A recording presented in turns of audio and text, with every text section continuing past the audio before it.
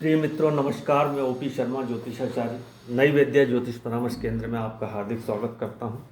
आज का हमारा विषय है महादशा। जैसे कि आपने नाम सुना होगा कि ये फला ग्रह की महादशा चल रही है, अंतर्दशा चल रही है। तो ये महादशा अंतर्दशा क्या है, इसके बारे में हम समझते हैं। हमारी कुंडली में चाहे जितने अच्छे योग हों, चाहे अच्छे राजयोग बन रहे हों, पंच महापुरुष या राजयोग बन रहा हो, केंद्र त्रिकोण राजयोग बन रहा हो, धन योग बन रहे हो, लाभ की स्थिति हो, लग्नेश लगन में हो या पंचमेश पंचम में भाग्येश भाग्य भाव में हो, या सब तमाम अच्छी कुंडली, स्ट्रांग कुंडली हो, लेकिन यदि उन राजयोग बनाने वाले ग्रहों की महादशा अगर नहीं है तो हमें उन महादशा से संबंधित जो शुभ परिणाम मिलने चाहिए वो नहीं मिलते हैं। कई लोग ये सभी सुना होगा या ज्योतिषियों लोगों के पास आते हैं कि पंडित जी, ये जो मेरी कुंडली है बहुत अच्छी है, इसमें ऐसे ग्रह यहाँ बैठा है, चंद्र उच्च का है, या सूर्य वहाँ है, यहाँ है उनके, लेकिन मेरे को अच्छे परिणाम नहीं मिल रहे हैं, मुझे संघर्ष करना पड़ रहा है, मुझे नौकरी में समस्या आ रही है, मुझे धन रुपये पैसे की स्थिति अच्छी नहीं है, मेरे खर्चे कवर नहीं हो रहे, तो ऐसा क्यों है? तो जब उनकी कुंडली का विवेचन किया जाता है तो उसमें पाया जाता है कि जो राजयोग उनकी कुंडलियों में बने हैं उनकी महादशा उनको नहीं चल रही है, तो इसके कारण उनको संघर्ष करना पड़ता है। जब वो राजयोग से संबंधित महादशा या अच्छे कुंडली में जो कारक ग्रह है उनकी महादशा जब आती है तो उनको शुभ परिणाम मिलने आरंभ होते हैं। इसी प्रकार जब कुंडली में कोई खराब योग बने हुए होते हैं, जैसे अंगारक योग बना हुआ है, या कोई अस्त ग्रह है, या नीच का ग्रह है, लेकिन तब भी उनको संघर्ष नहीं करना पड़ता है और वो अच्छे से स्मूथली अपना जीवन यापन करते रहते हैं, अच्छा सा उनका जीवन चलता रहता है। तो इसका भी यही कारण है कि जो ग्रह पीड़ित होते हैं, अस्त के हैं, नीच के हैं, शत्रु राशिस्थ हो, पाप कर्त्री में हो, या त्रिक भाव में हो, और कमज़ोर ग्रह रहते हैं, उनके कारक ग्रह है लेकिन कमज़ोर है, लेकिन तब भी उनको परिणाम, इसलिए कि वो जो पीड़ित ग्रह है उनकी महादशा उनको प्राप्त नहीं हो रही है, और इसलिए वो अच्छे से अपना जीवन यापन करते हैं। लेकिन जब भी उनको कारक ग्रहों की या जो पीड़ित ग्रह है, पाप ग्रहों की जब महादशा आती है तो उनको कष्ट झेलने पड़ते हैं। तो ये महादशा क्या होती है, हम इसको समझते हैं। मित्रों, जब ये जो चंद्रमा होता है, यह जैसे यहाँ पर वृषभ राशि में स्थित चंद्रमा है, लेकिन इस वृषभ राशि में भी 3 नक्षत्र होते हैं, कृत्तिका नक्षत्र, रोहिणी नक्षत्र, मृगशिरा नक्षत्र। यह मेरे द्वारा आपको बताया गया है कि तमाम राशियों में नक्षत्र कौन कौन से होते हैं, वो एक वीडियो में बता दिया गया है, आपने देखा हो तो समझेंगे आप। तो जब भी जो चंद्रमा जिस नक्षत्र में होता है तो जन्मकालीन जो दशा है उसको प्राप्त होती है, उस नक्षत्र स्वामी से संबंधित ही उसको महादशा जन्मकालीन प्राप्त होती है। और उसके पश्चात की उस जो सीरीज है, जैसे केतु, शुक्र, सूर्य, चंद्र, मंगल, राहु, बृहस्पति, शनि, बुध, इस तरह से महादशा प्राप्त होती है। जैसे मंगल की जन्मकालीन महादशा, तो इसके बाद राहु की महादशा लगती है, राहु के बाद बृहस्पति, बृहस्पति के बाद शनि, शनि के बाद बुध, और बुध के बाद केतु की महादशा उसको प्राप्त होती है।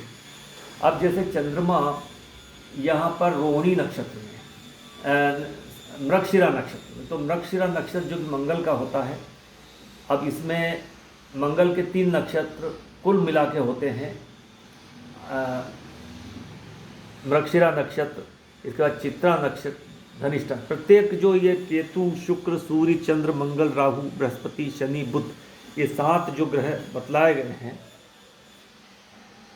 9 जो ग्रह हैं, केतु, शुक्र, सूर्य, चंद्र, मंगल, राहु, बृहस्पति, शनि, बुध, ये 9 ग्रह जो है, ये इनके जो नक्षत्र 27 होते हैं, प्रत्येक के 3-3 नक्षत्र होते हैं।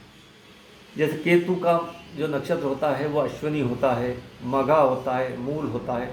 शुक्र का यहाँ भरणी, पूर्व फाल्गुनी, पूर्व आषाढ़ा। सूर्य का यहाँ कृत्तिका, उत्तर फाल्गुनी, उत्तरा आषाढ़ा। चंद्रमा का रोहिणी, हस्त, श्रवण, मंगल का मृगशिरा, चित्रा और धनिष्ठा, राहु का यहाँ पर आद्रा, स्वाति और शतभिषा, बृहस्पति का पुनर्वसु, विशाखा और पूर्व भाद्रपद, शनि का यहाँ पुष्य, अनुराधा, उत्तर भाद्रपद और इस प्रकार बुध का अश्लेषा, ज्येष्ठा और रेवती। इस तरह से 3-3 नक्षत्र प्रत्येक ग्रह के इन 12 राशियों में व्यवस्थित होते हैं। और चंद्रमा जिस नक्षत्र में जन्मकालीन रहता है, जन्म के जब जन्म होता है उस समय जब जो नक्षत्र में चंद्रमा होता है वह जो महादशा उस ग्रह की हमें प्राप्त होती है। मान लो जैसे इस कुंडली में चंद्रमा मृगशिरा नक्षत्र में है। अब मृगशिरा का स्वामी जो है वो मंगल है, तो इस जातक को जो जन्मकालीन दशा है वो मृगशिरा नक्षत्र के स्वामी मंगल की प्राप्त होगी। अब कितनी प्राप्त होगी?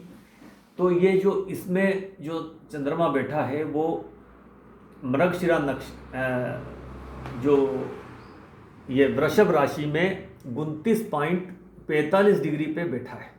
चंद्रमा वृषभ राशि में 29.45 डिग्री पर बैठा है। तो जो मृगशिरा नक्षत्र है वो इसमें 23.20 से लेकर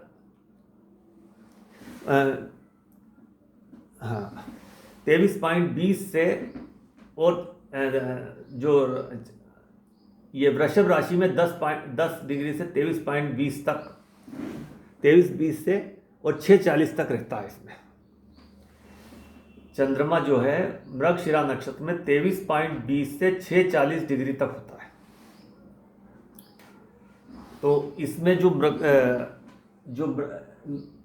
यहाँ पर जो वृषभ राशि है वो वृषभ राशि में 23.20 से 30 और फिर मिथुन में 30 से मिथुन में 1 डिग्री से 6.40 तक। वृषभ में ये मृगशिरा नक्षत्र 23.20 से 30 और मिथुन में 1.640। तो अब यहाँ 29.45 का है, तो हम 29.45 में 23.20 जब घटाते हैं तो 6.45 के लगभग आएगा। 6.45 है, जबकि हमारा नक्षत्र होता है 13.20 का, 13.20। तो हमको यहाँ पे जो बच जाएगा 5 और 5, ये 13.20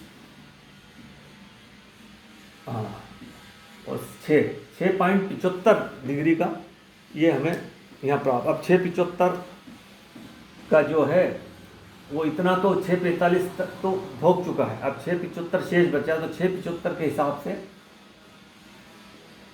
उसको प्राप्त होगा। 6.36 ये माह, तो कुल मिला के ये 4 वर्ष के लगभग इसको मंगल की महादशा प्राप्त होगी। तो मित्रों, इस प्रकार से ये महादशा के बारे में बताने का प्रयास किया गया है कि जो चंद्रमा होता है जन्म काल में जिस नक्षत्र में होता है उस ग्रह की नक्षत्र स्वामी की महादशा उसको प्राप्त होती है, और उसमें उस नक्षत्र की जो महादशा का पूरा कुल काल होता है उसको फिर 9 भागों में बांटा जाता है। तो सबसे पहला तो जो अंतर्दशा आती है तो अंतर्दशा मंगल की आएगी, इसके बाद राहु, बृहस्पति, शनि, बुध, केतु, शुक्र, सूर्य, चंद्र, इस प्रकार से उसको अंतर्दशा प्राप्त होती है।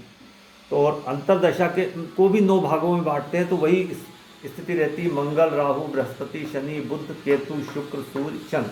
इस तरह से ये महादशा प्राप्त होती है, और महादशा में ही जो जातक को शुभ या अशुभ परिणाम प्राप्त होते हैं। तो ये महादशा के बारे में एक बहुत ही संक्षिप्त में डिटेल जानकारी नहीं है, ये बहुत संक्षिप्त जानकारी बताने का प्रयास किया गया कि जन्मकालीन चंद्रमा राशि के जिस नक्षत्र में होता है उस नक्षत्र स्वामी की महादशा पहले प्राप्त होती है, और उसके बाद के इन क्रमों में महादशा में प्राप्त होती है।